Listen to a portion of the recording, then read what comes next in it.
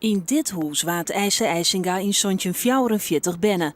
In 1828 is hij een paar honderd meter verderop begroeven op een begraafplak van de Oude Wiete in het dorp. En zo'n doe loekt zijn graaf een soort beziekers naar het dorp. Maar die kwamen de laatste tijd met klachten.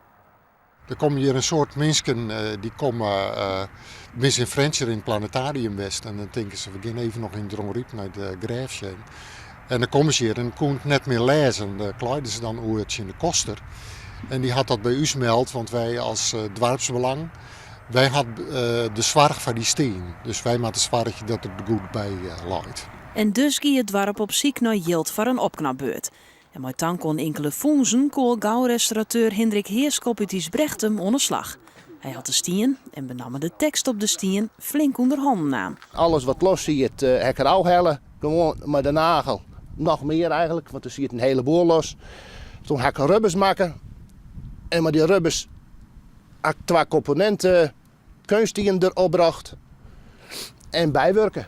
De nije stikken in de stien vallen nog wel bot op, dat het nije materiaal is bijkleuren mat.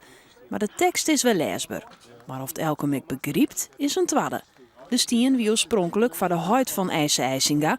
En IJsinga had er zelfs een tekst bij maken. Een rekkensom.